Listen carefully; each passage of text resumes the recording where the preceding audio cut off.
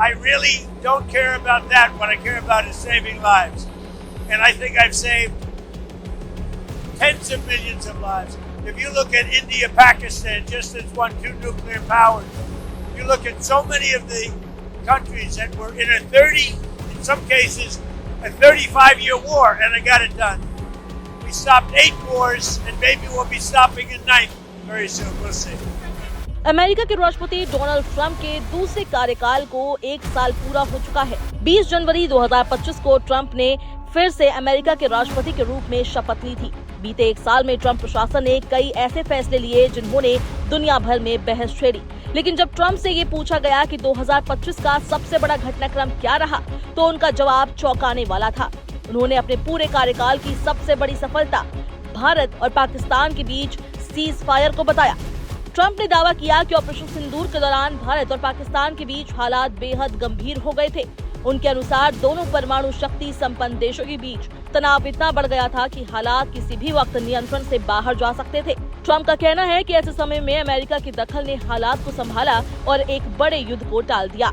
White house में media को संबोधित करते हुए ट्रंप ने कहा कि उन्होंने बीते 10 महीनों में 8 ऐसे युद्ध रुकवाए जिनके खत्म होने की उम्मीद किसी को नहीं थी। ट्रंप के मुताबिक भारत और पाकिस्तान के बीच हालात सबसे ज्यादा खतरनाक थे। उन्होंने दावा किया कि दोनों देशों ने एक दूसरे के कई लड़ाकू विमान गिराए और हालात परमाणु हमले की ओर बढ़ रहे थे। ट्रंप ने यह भी कहा कि पाकिस्तान के प्रधानमंत्री जब वॉशिंगटन आए थे तो उन्होंने खुद ये माना कि अमेरिकी हस्तक्षेप से करोड़ों लोगों की जान बची।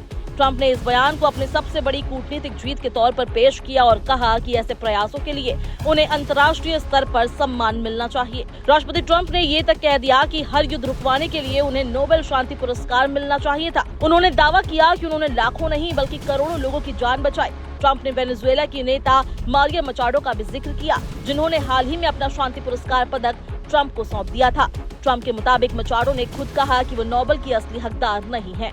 भारत पाकिस्तान सीज फायर को लेकर ये पहली बार नहीं है जब ट्रंप ने इस तरह का दावा किया हो। मई 2025 से अब तक ट्रंप कई मौकों पर ये दावा दोहरा चुके हैं कि अमेरिका के दबाव और व्यापारिक चेतावनियों की वजह से भारत और पाकिस्तान के बीच तनाव कम हुआ है।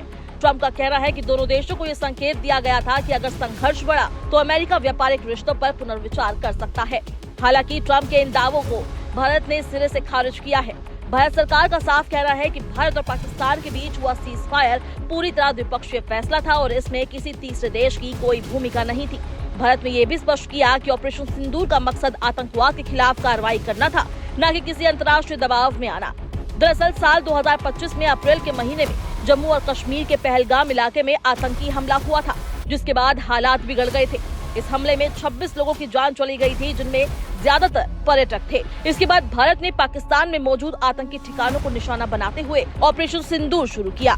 भारतीय सेना ने इस ऑपरेशन के तहत कई आतंकी अड्डों को तबाह किया। जब पाकिस्तानी सेना आतंकियों के समर्थन में सामने आई तो भारत ने भी करारा जवाब दिया। भारतीय वायुसेना ने पाकिस्तान के कई सैन्य ठिकानों और एयरबेस को नुकसान पहुंचाया। दोनों देशों के बीच ये तनाव करीब 4 दिनों तक चला। भारत ने इस पूरे घटनाक्रम में बार बार स्पष्ट किया कि किसी तरह की मध्यस्थता स्वीकार नहीं की गई। भारत का रुख हमेशा यही रहा कि राष्ट्रीय सुरक्षा से जुड़े फैसले देश अपने स्तर पर करता है। बावजूद इसके ट्रंप लगातार इस सीज फायर का श्रेय लेने की कोशिश करते रहे।